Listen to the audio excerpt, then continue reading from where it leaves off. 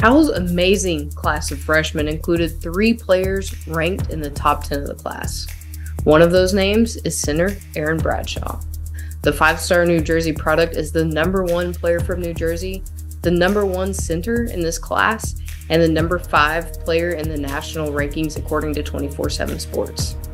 There's a ton of excitement in Big Blue Nation to watch Bradshaw play, but after news about an injury this summer, now fans are asking, will Bradshaw's injury limit what we see from him on the court this season? Hey guys, it's Maddie from Hoop Southbound. Today we're talking about Kentucky's Aaron Bradshaw as a part of our SEC Freshman 15 series. Now let's get into it. Simmons explodes to the goal. John Wall hits hyperspeed. Anthony Black with the flush.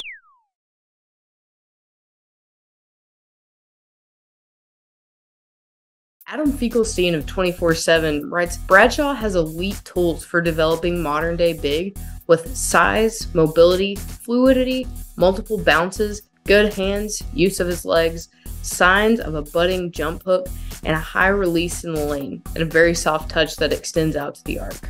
Finkelstein also notes that Bradshaw is one of the best rim protectors in the country. The downside, or where Bradshaw will need to develop, Finkelstein writes, physically, he has high and narrow shoulders on a frame that needs to bulk up in order to hold his position on both ends of the floor. He can struggle to plant and pivot when asked to reverse the ball as a trailer, and he lacks a reliable niche to his individual offense, and seems to have questionable awareness at times. Former Kentucky big man Oscar Tshiebwe shared his optimism on Bradshaw, saying he's going to help the team in a lot of different ways.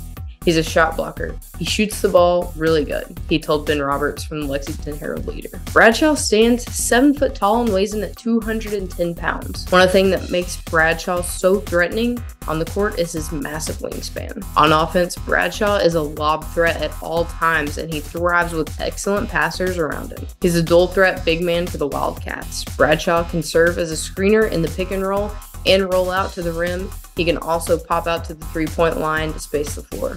However, he's best on offense in the paint. As a big man who can score from all 3 levels, but is most effective near the rim and in the mid-range. His mid-range game is served well by his fluid and effective jumper. Now, his offense is limited in at least one capacity.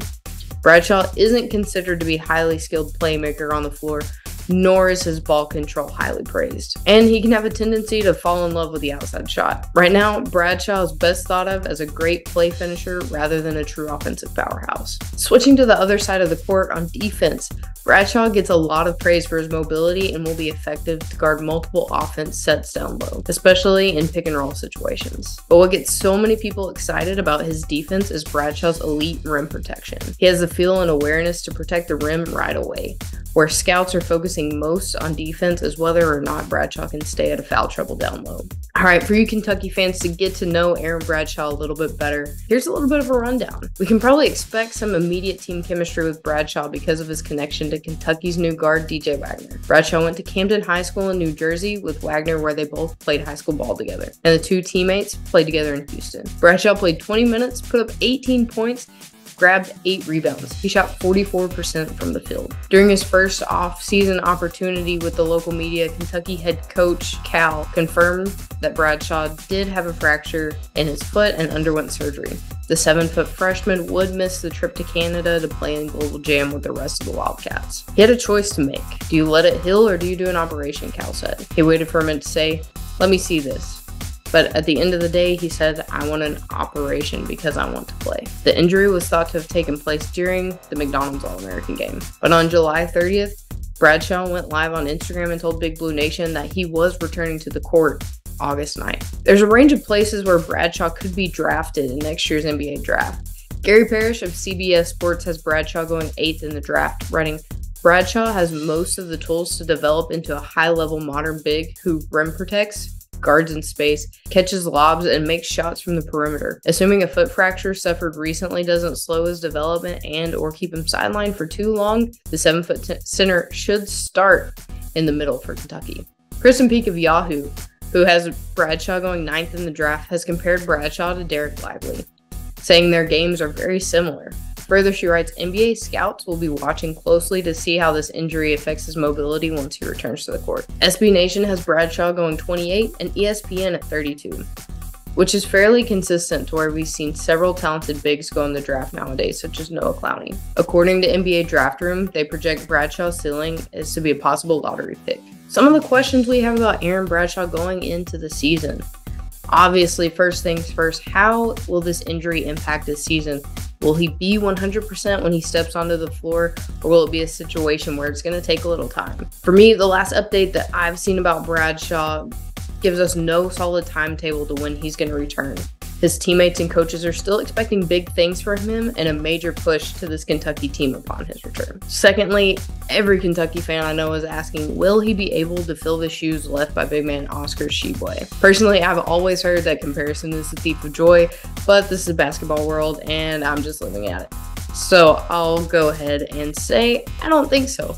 I feel like Bradshaw will be a solid piece down low, but from the research I've done, Bradshaw is a very different player. Much more athletic, much more versatile, much more of a chess piece in Cal's game, in my personal opinion. So, will he fill the shoes? Maybe. But I think when we're looking at the shoes to compare, it's more of a Jordan 1s versus Kobe 6s.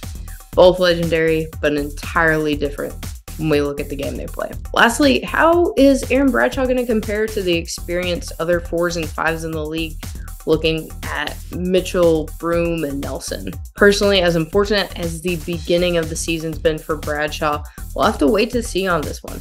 I have high hopes for his ability to return from injury, and hopefully he's using this physical downtime to increase his basketball IQ and mental capacity to make sure his comeback is unmatched. All right, everybody, thanks again for watching. If you like these videos, these types of scouting reports, or just like to listen to SEC Hoops Talk, make sure to like this video and subscribe to the channel. We've got several more previews of SEC freshmen to go. Our next video is going to be on Kentucky's Reed Sheppard. Also, be sure to check out our show every Tuesday. We'll be talking the biggest headlines and games for every week of the SEC. Until next time, thanks for watching.